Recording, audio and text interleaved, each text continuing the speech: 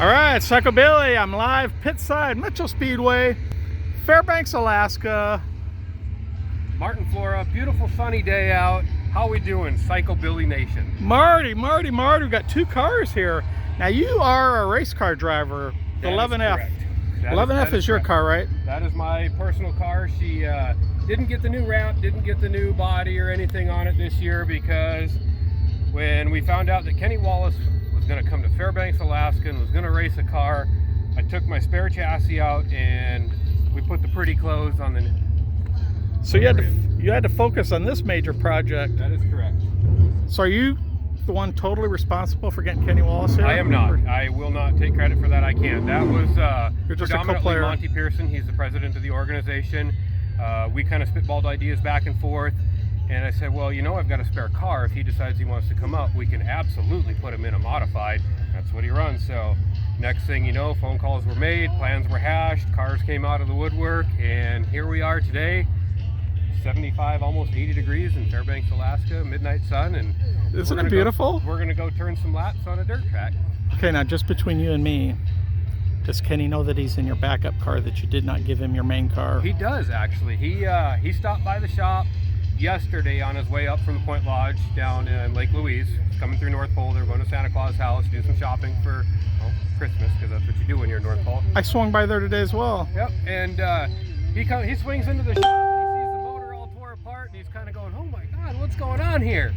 You had a motor issue yesterday. Tell me about that. We did. We fired the car about 9 o'clock yesterday morning to check the valve lash and warm it up, make sure everything was good to go, and it just didn't sound right. I had a dead cylinder, so took my temp gun out, shot all the headers, come down to number 2 cylinders, not making temp.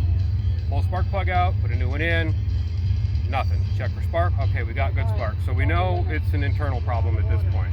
Pull the valve cover off, and one of the poly locks is pushed up through the stud girdle. So right then and there I knew we had some work to do. So it broke a rocker arm stud, which kicked the lifter out, turned the other one sideways, broke the roller off of that lifter. So we basically tore the whole motor down, cleaned everything up, put a new cam, new set of lifters in it, new stud on the rocker arm, put her all back together, and went to dinner that night, and here she is. So it wasn't exactly a quick fix, but you got it repaired in one day. That is correct. We started actually on the repair job probably about 10 o'clock, and we finished 2:30, 3 o'clock in the afternoon, fired the car. And then this morning I fired it again, relashed all the valves, double checked everything because we had a dinner to go to last night. So when did you begin your racing career? How did you get into racing? So my dad used to race mini stocks back in northern Minnesota, and I kind of grew up around a dirt track. I did a couple enduros, and that's actually how I got my number 11F. When you registered for an enduro, they gave you a number based on the number of people that, or what number you were that registered.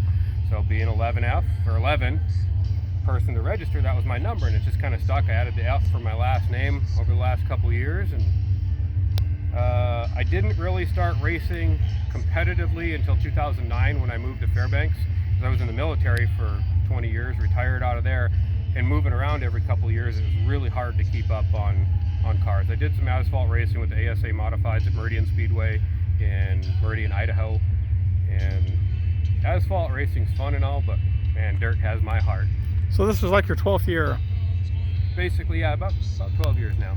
So I don't want to call it a phobia or whatever, but did you used to have issues in climbing the side of a race car? I did. So I would get so nervous lining up to climb into a race car that I would actually get sick to my stomach, and sometimes I would throw up. So I have a hole in the floorboard of the car that I can take my helmet off and do what needs to be done. And you have a hole in the floorboard of the car? A hole in the floorboard of my old car. Can I take a peek? Absolutely. Hole in the floorboard of the car. By George, I can see dirt and pebbles. Does Kenny know about that hole in the floorboard of the car? Well, he knows there's a hole in the floor, but I don't think he knows why it's there. So the new car, the 11F, does it have a hole in the floorboard? It does not. After winning my first championship 3-4 years ago, that problem has kind of subsided. So you've conquered those demons. I have. Marty, one of the reasons I was able to do this trip, you know, people like you and Braddock, you're letting me stay in your toter home here for a few nights. So totally appreciate it, man. She's a unique automobile. Let's say it that way. Weather's just perfect. Don't need no air, don't need no heat. Absolutely perfect weather. Well, I appreciate you coming up and covering this. I mean, we're as grassroots gets, and any kind of publicity that we get outside the local area is just amazing, shining a spotlight not only on Alaska but what we do up here in Fairbanks. Yeah, hopefully we can do you justice. We've got about 2 million people annually that tune in on any given weekend, you know, maybe 20 or 30,000. We're also covering our Lucas Oil 8 Mile Dirt Series event at Deer Creek Speedway tonight and tomorrow night. So we got double duty tonight, so that'll be bringing viewers to our page. Dirt Daughter's covering that, right? Dirt Daughter is. So yeah, hopefully people can find out that there is actually racing, you know, in Alaska. I had no idea before moving up here. None. But yeah, you've got like 4 or 5 dirt tracks. I don't know how many asphalt tracks you have. I toured the Alaska Raceway Park. Beautiful facility there. Michelle puts on a heck of a show down there, and she is definitely doing an amazing thing down there with that track, with the drag strip and the NASCAR oval. I put in my 2 cents worth. I said, throw dirt down, kind of like Field of Dreams. You build it, they will come. All right, Marty. Well, hey, again, appreciate you letting me use your toter. Definitely appreciate what you're doing here, bringing, you know, helping bring Kenny Wallace in. Absolutely. Being a factor in that. So should be a good weekend. Alaska's going to be in the spotlight nationwide. RaceXR is covering this, so anybody tuning in, you know, go to RaceXR and watch the man, the Herminator. We'll see what he can do on Alaska Dirt. 2 nights in a row on Alaska Dirt. Tonight and tomorrow night. Thank you, Marty. Much appreciated. You bet. Thank you.